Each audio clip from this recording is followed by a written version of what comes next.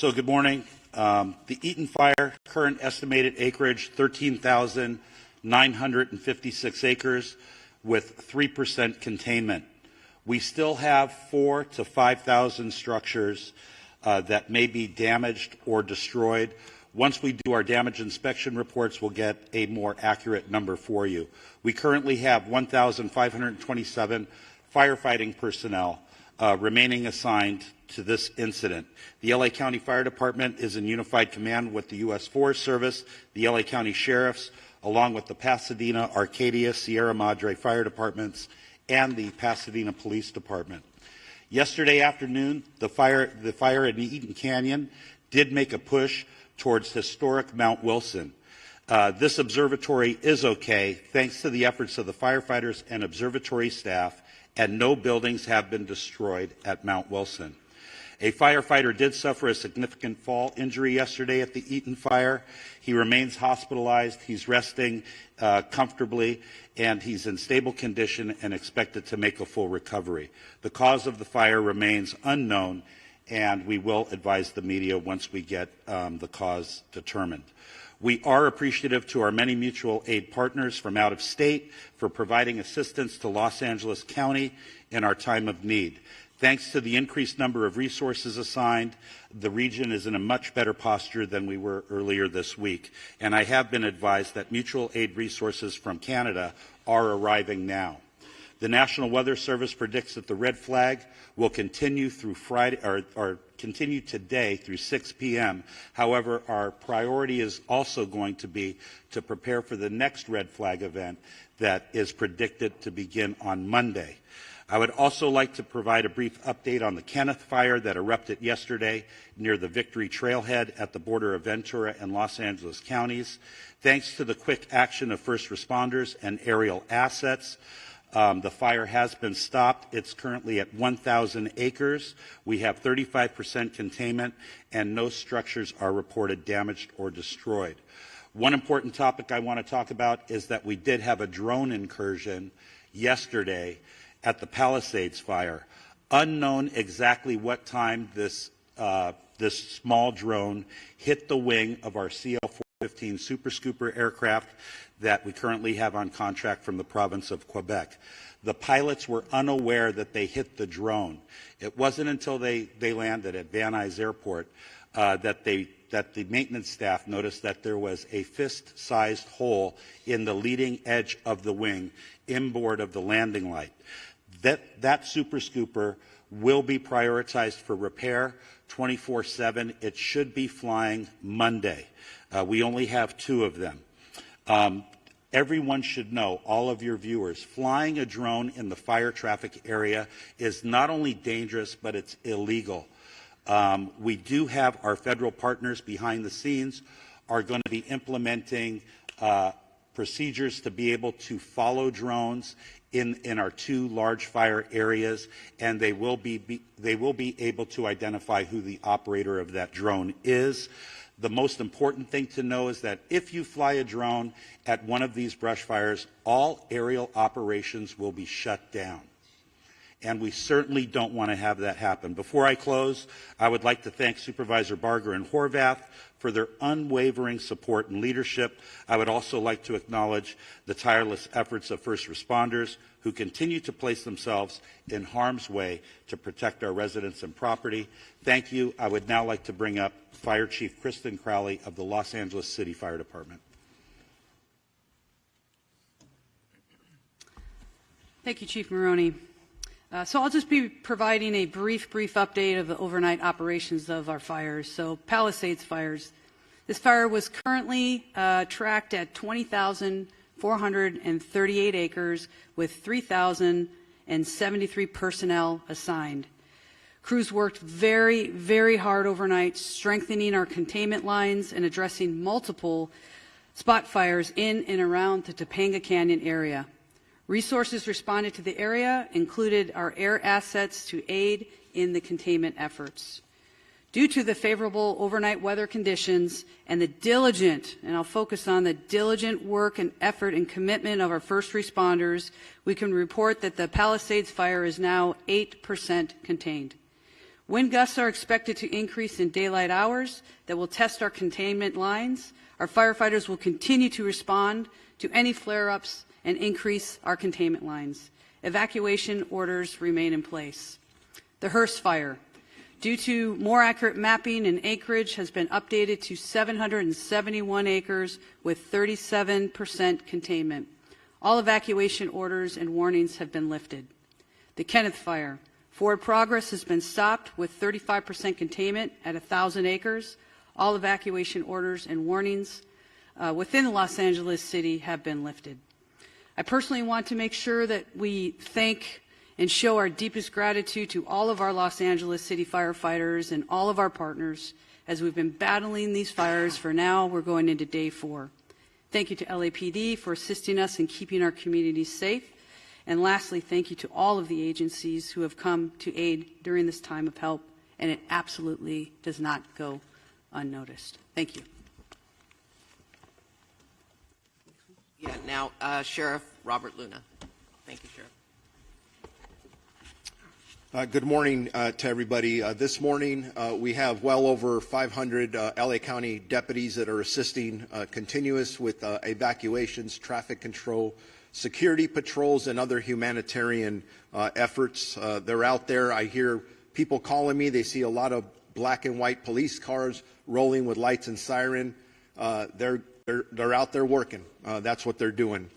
They've been actively patrolling evacuated areas and are increasing their presence to deter any burglary or looting activity that may occur.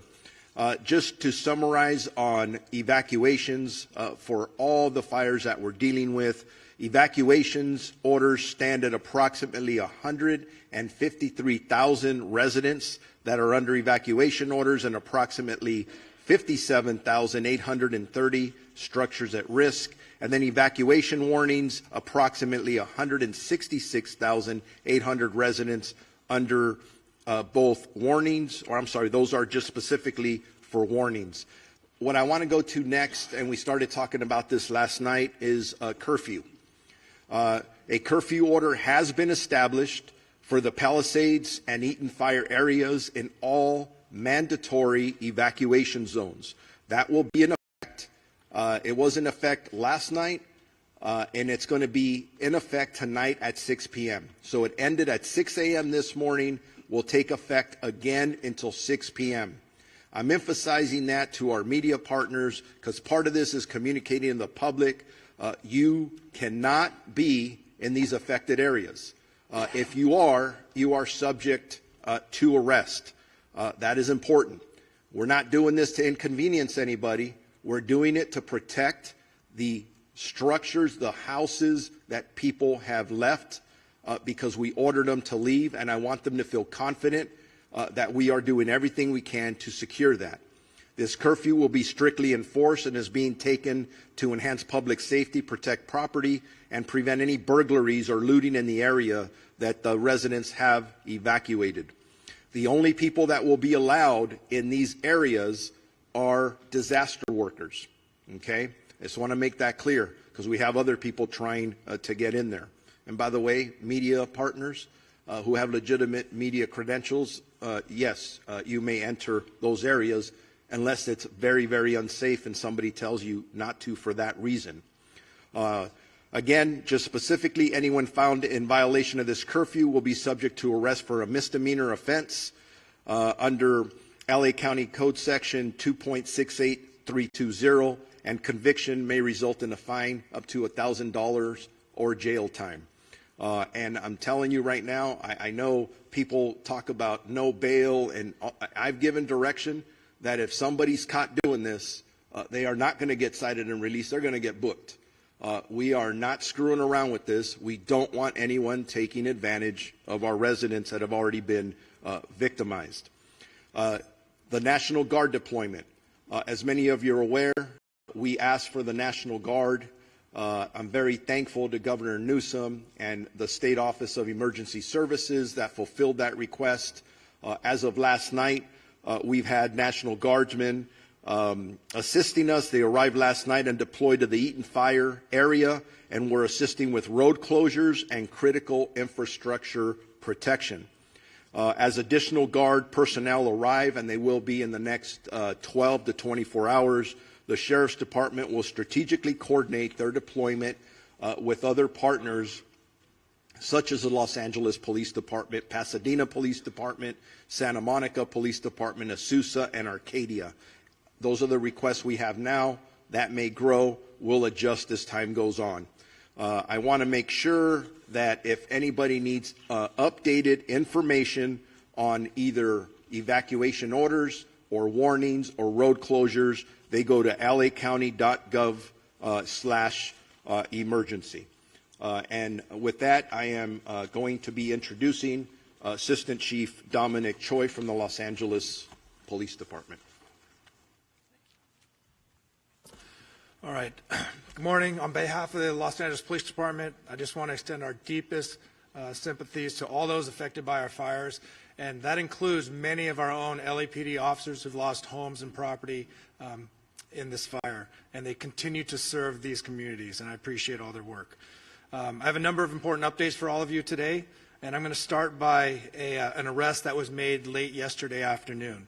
So yesterday afternoon, the Kenneth Fire started at the border of West Hills in the city of Los Angeles and Ventura County. At 4:32 p.m., we received a 911 call that a suspect was attempting to light a fire in the community of Woodland Hills and was being detained by residents. Officers from LAPD's Topanga area responded and took that suspect into custody. And once we learned that this suspect was a possible arson suspect, our Major Crimes Division responded to Topanga Division along with Ventura County sheriffs, who was a lead in the Kenneth Fire investigation. But they responded, they interviewed this suspect. After the interview and additional investigative steps, looking at some additional evidence that was present, they made the determination that there was not enough probable cause to arrest this person on arson or suspicion of arson, and therefore this person was arrested on a felony probation violation. This investigation is ongoing, however, and I'd like to thank those community members that were involved in this and helping us bring this person to our attention, and so we can have an ongoing investigation. The second point I want to talk about is for any of those people looking for loved ones or missing people related specifically to the Palisades fire. Now, the county is also doing this for the Eaton fire, but for the city of Los Angeles, we've stood up a family assistance center.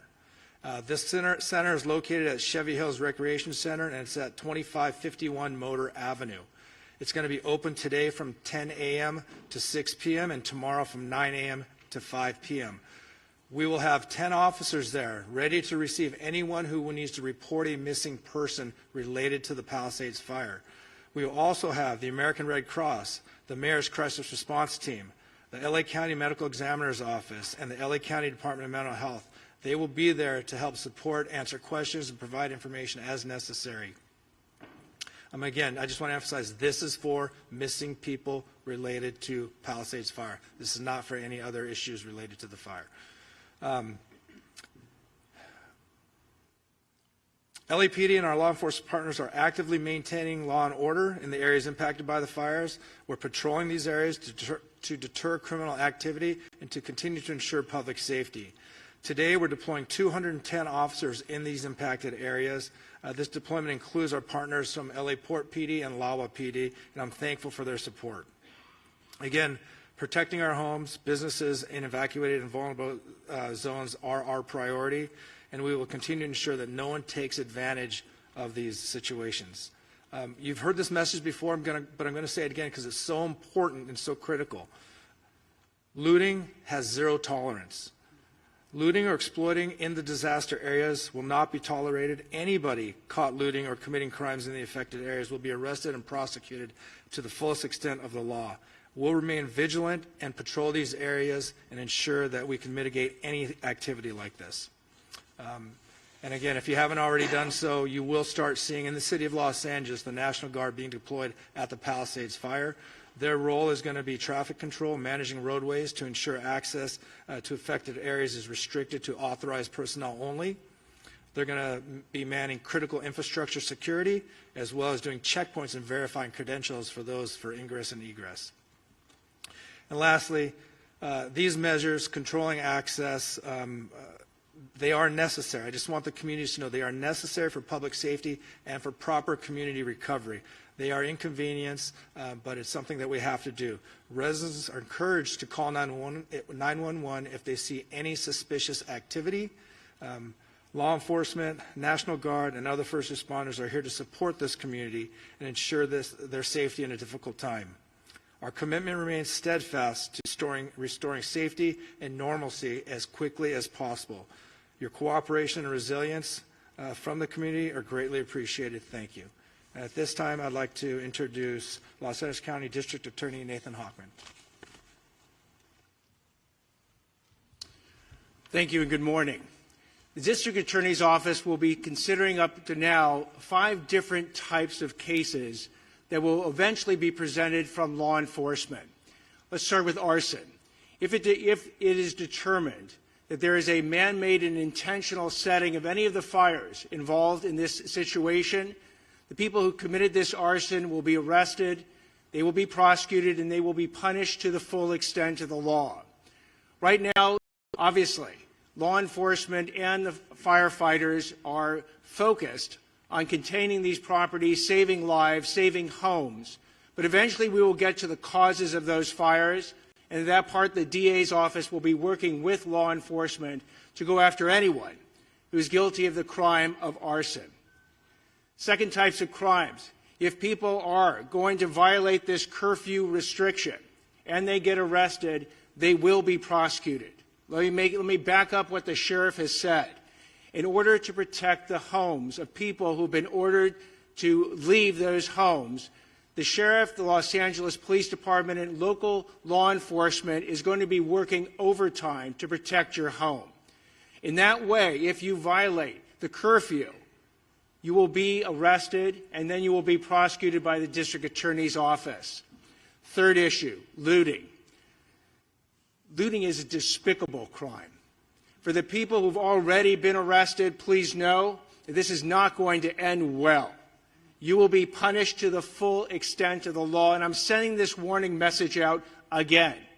If you want to take and go ahead and take advantage of people who have tragically suffered enormous losses in this county, the district attorney's office, working with law enforcement, will make sure you are arrested, you are prosecuted, and you are maximally punished. Drones. If you're thinking that it's fun to send a drone up in the area for your own amusement, or you want to get information that nobody else can get, and you do it in one of these areas for which drones are not permitted, I'll repeat one more time. You will be arrested, you will be prosecuted, and you will be punished to the full extent of the law. And the last type of crime that we'll be looking at are scams, and we're already seeing them. We're seeing people being targeted in GoFundMe scams by people who are trying to entice people to give money to people who have suffered when the people who are arranging this GoFundMe page are nothing but scammers. You must be aware of who you are being approached by and who you actually can go ahead and give your money to if you want to help them. We're going to see that eventually with insurance scams. We'll see it with government benefit scams. And yes, they are going to target the people who have been tragically affected, and you cannot allow them to do it. I would suggest that if you want internet resources and who to give money to, go to recovery.lacounty.gov. It has a whole list of organizations that you can, if you want to, contribute to, and it does it in both English and Spanish. Also, you can go to the LAFD.gov's website as well. But my message to the public is beware. These scammers look at this as an opportunity. Do not let them take advantage of you. And one more message to the scammers: you will be arrested, you will be prosecuted, and you will be punished to the maximum extent possible. I'd like now to introduce California Insurance Commissioner Ricardo Lara. Thank you. Before I begin, I want to publicly thank the insurance commissioners from across the nation and the international insurance supervisors who have offered assistance and support during this difficult time. My heart goes out to my fellow Angelinos and to the firefighters currently battling these blazes. Let me be clear, my top priority is to protect all affected people during this crisis and assist in their insurance recovery. My primary concern at this very moment is to ensure that wildfire survivors receive the insurance benefits to which they are entitled to as soon as possible. I understand that this may be new and the extent of the calamity here in Southern California and compounded by the insurance and financial stresses that these wildfires have caused. However, at the Department of Insurance, we have been confronting wildfires and other natural disasters throughout our entire state for a very long time, making us, unfortunately, response experts. Now is the time for you to focus on your family and on your health. The last thing you should be worrying about is your insurance. Here's what I've done to protect our wildfire victims to date. I am using my moratorium power to stop all non-renewals and cancellations. Last night, I issued a bulletin to protect homeowners affected by the Palisades and Eaton fires from non-renewals and cancellations by your insurance companies for 1 year, under a moratorium law that I wrote while I was serving in the state Senate. This covers you even if your home wasn't destroyed or damaged in the wildfire. You can visit insurance.ca.gov to look up your zip code if you are near these wildfires and obtain that protection. I'm also calling on insurance companies to suspend any pending non-renewals and cancellations that homeowners received before these fires started. This means that if you've received a non-renewal from your homeowner's insurance between October 9th and January 7th, essentially 90 days, your insurance company should do the right thing and retain you as a valued policyholder.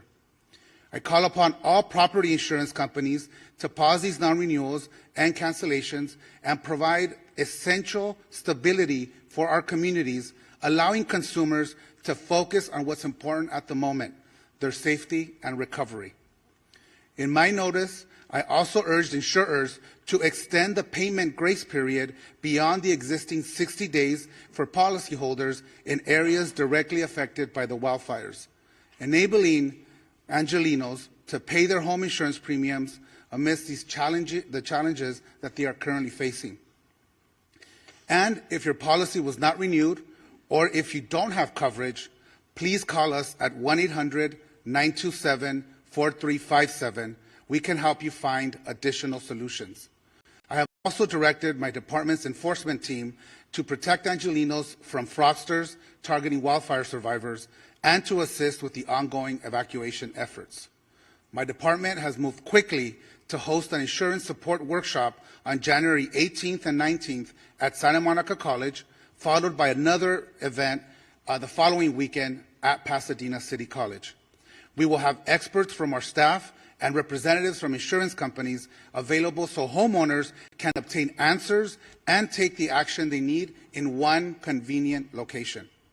Again, call us at 1-800-927-4357 to schedule a one-on-one appointment with our experts. Related to health, I've issued an additional notice to all California health insurers directing them to submit emergency plans to my department. These plans must detail how they're going to ensure that consumers can continue to access essential medical care and obtain their medications in the wake of these disasters. I've been in constant communication with our county leaders, governor, the legislative leaders, and our congressional delegation to identify best ways to expedite our recovery, reduce wildfire risk, and build a more climate resilient state and communities. Making homes and communities safer from wildfires needs to be a top priority for our state. Looking forward, I'm going to ask the governor and the state legislature to support also to provide consumers with home hardening grants. We need to put money in people's hands. This measure is critical to protecting homes and improving long-term resilience against wildfire risk. We are also going to be introducing legislation to include businesses in our moratorium law. Businesses are an important consumer of insurance and the financial backbone of many communities, and they also need this vital protection. Newly enacted insurance reforms are now in effect to make insurance rates more stable and predictable. My sustainable insurance strategy mandates that insurance companies expand and maintain coverage in high wildfire areas if they are going to use forward-looking catastrophic models and incorporate the reinsurance cost in the rate making, which my department just finalized in December. Why is this important for our residents? It ensures that Californians in wildfire-prone areas retain access to insurance and brings competition back into the market and ultimately lowering the cost. Without these measures, insurance companies may continue non-renewals, leaving communities at greater risk of underinsurance and total loss of coverage. Even with these devastating wildfires, I want to be clear, I am confident that these reforms will keep us on track to modernizing our insurance market, encourage insurers to return and expand in California, and protect the solvency of our market. We remain the largest insurance market in the nation, fourth in the world. Our goal is to ensure they remain financially solvent and can honor the claim that will stabilize our insurance market in the long run. Now, let me just quickly address issues surrounding the insurer of last resort, which we call the FAIR Plan. It has become clear that reforms are necessary as the coverage maximums have not changed in 30 years. I recognize that for some Californians, the coverage limits, even the ones that we've already implemented, are still very low. Under my strategy, we have also ensured the creation of a stronger, more sustainable FAIR Plan with the long-term financial strategy to withstand the challenging fires we are experiencing today. Let me be clear, once the fires are brought under control, we will get data directly from the insurance industry and the FAIR Plan about claims filed, as we have on all the other fires that may or may not happen. We are focused on maintaining the FAIR Plan's financial health while getting people back to the regular market where they belong. In closing, our actions are focused on ensuring that the insurance companies meet their commitments to the consumers, that Californians are protected, not just in this crisis, but beyond. We are here to help. Please call us. We speak multiple languages in whatever language you feel comfortable. Insurance can be complicated. We are here to help you decipher your policy and help you understand what your rights are as consumers. Please call us at 1-800-927-4357, or you can use our live chat feature on our website at insurance.ca.gov. Together, we will get through this, I can assure you, and thank you. LA County Assessor Jeff Prang.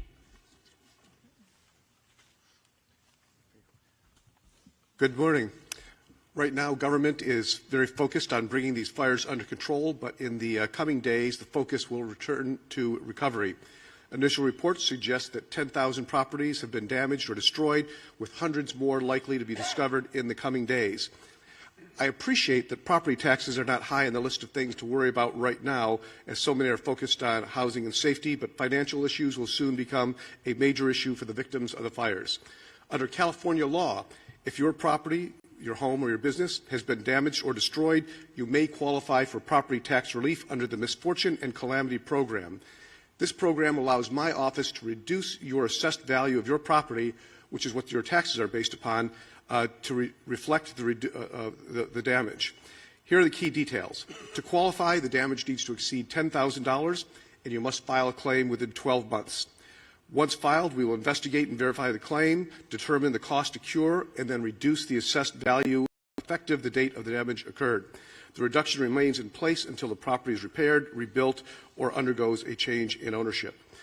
It does seem clear that we may need legislative help to ensure maximum benefits to victims, and I'm glad some legislators are here today. We look forward to talking to them about making some of those fixes. The filing of this claim also facilitates coordination with the Treasurer Tax Collector's Office, allowing taxpayers who pay property taxes directly, that is not through an impound account with their mortgage lender, to defer their current year property taxes without incurring penalties or interest. We are working closely with our county partners to identify impacted properties and will assist homeowners and businesses through every step of this process. For all claims, we aim to do that, process them as quickly as possible.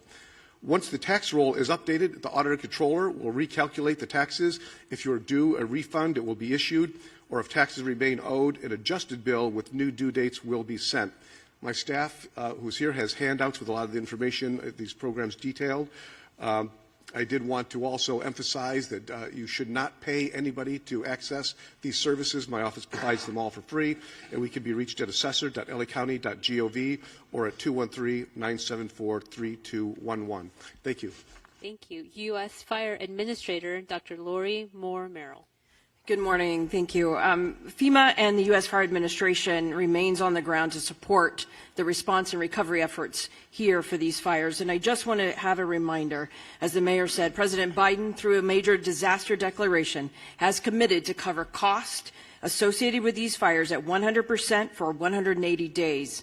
For those who are affected and individual assistance, you can go to disasterassistance.gov, or if you prefer, to call someone, speak to someone directly. It is 1-800-621-3362. Our hearts remain with those who are affected, and certainly with the firefighters who continue the fight on the front lines. Helen, I'll turn it back to you. Closing remarks by Chair Barker. Thank you. In closing, I just have to say that this is called One Voice, and it's One Voice because while it's focused on unincorporated Altadena and I know Palisades and Pasadena, we're working with our state and our federal partners to ensure that we are providing all the resources necessary. So I want to acknowledge people that are here today. Supervisor Holly Mitchell, our colleague who's here to support us, Pasadena Mayor Victor Gordo, Santa Monica Mayor Lana Negrete, Assemblymember Jess Gabriel, and Assemblymember Jessica Caloza, who are here. Did I miss anybody? I think that's... So, again, I want to thank you all. And with that, we're going to take maybe one question, because I know we've got to run out to Altadena, but go ahead. Okay, why don't we go? Can we just, Supervisor, I'm so sorry. We'll just get a couple over here. Just 2 or 3. We'll do, by the way, we will do one-on-one interviews afterwards, okay? I will help you get the information you need. Go ahead. Thank you. My question is for Mayor Bass. Jonathan Migliotti with CBS News. Yesterday, you asked for the public's patience as you assess the response. As you well know, then millions of people receive false alarms. It's been acknowledged here in this room that many may now be deactivating their alerts on their phones. I have heard from many people who are ignoring them altogether. We have red flag warnings still in effect. They will resume again next week. There is no rain in the forecast. What are you doing at this point to earn back people's trust and to make sure these mistakes don't happen again? Well, first of all, I think that was addressed at the beginning of the press conference by Kevin McGowan. I would like that from you. I don't. You're the top official here. So let me just be clear. I am going to spend every moment that I can making sure that I am in as many areas as possible, meeting and talking to residents to see what is needed in the recovery. But I also mentioned that we're moving into recovery mode at the same time, meaning that we want to see the city rebuilt. We want to see Los Angeles come together. Let me finish. We want to see Los Angeles come together.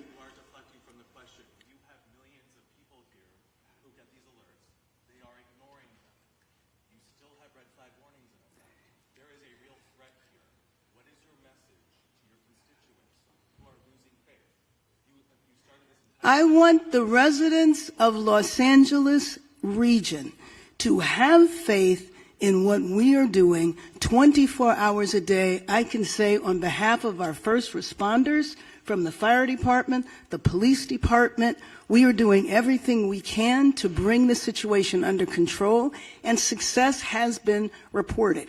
We know that we're going to have a possible increase in the force of the winds at the beginning of next week, and getting Los Angeles prepared, doing everything we can to save lives. That is our #1 job, to protect people's homes, to protect people's businesses, and to prepare to rebuild Los Angeles in a much better way. We're going to stand united. We're going to stand together, and we are not going to allow politics to interfere, and we're not going to allow people to divide us for political gain. Thank you. Thank you, Mayor Bass. One over here. Bob DeCastro from Good Day LA, Fox 11. Just to follow up on that, because even after yesterday that errant message was sent out to Los Angeles County, some 10 million people, overnight people were still receiving many messages, and we were even fielding calls from our own newsroom from people as far as San Bernardino that were receiving calls. You have no idea why people are getting these alerts and being startled in the middle of the night when they're already on edge in the Inland Empire. Why is that happening? You have no idea. And you also ask that people verify and get onto a website. Not everybody has the ability to jump on a website when they're panicked to try and figure out whether or not this is an actual alert. Thank you, and I appreciate the thoughts you're sharing and the question. I would take a second to explain how the alert system works. There's an interface, and you activate that interface with what type of an alert you're going to send, an evacuation order, an evacuation warning, and you identify a geographical area. After you initiate that message package is sent into what is the Integrated Public and Alert Warning System aggregator. That then transitions, I'll call it for lack of better terms, into a cloud that connects with all of our cell service providers. The root cause analysis is trying to establish where along that sequence there is an error going on.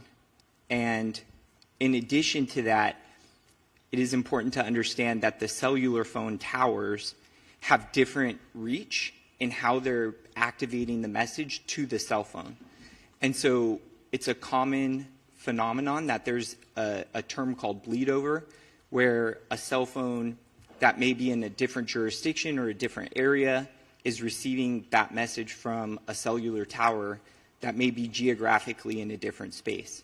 So right now our number one priority is to establish how we can work with our, well, in coordination with our federal and state partners, how we can stop the messages that are going out right now that are not being initiated by a human action, to stop that, and then understand how that occurred so that the tool can still be used for what was identified as like a critical fire weather that we're still in experiencing and will continue to experience. So can I just follow up on that? The bottom line is we are going to drill down, because I too got the alert. I got 2 alerts, and then I got an alert telling me to disregard the alerts. And, you know, as someone who has communities that are on edge, that are lined up, and I'm sure Mayor Gordo has the same situation going on as well, they're on pins and needles thinking that they're next. So we're drilling down right now, and the way it's described to me is there are towers that are now powering up, and it's up in this cloud. It's kind of like when you send an email and it goes into draft, and then once you hit internet, it gets sent. Similar, but my question is, why can't we turn it off? And the answers we're getting are not satisfying. I'm not making any excuses. It's unacceptable, and it is frustrating because we are asking people to trust us, to believe us when we say evacuate. So if we're going to tell them to evacuate, we better make darn sure we're targeting the right people. So don't think we're taking this lightly. I'm not. And I know that my residents aren't. So I hear you loud and clear. The frustration you're hearing from me is based on the frustration I'm hearing as well from my constituents who are asking, when we get it, is it going to be legitimate? Should we listen or should we ignore? Or disable altogether?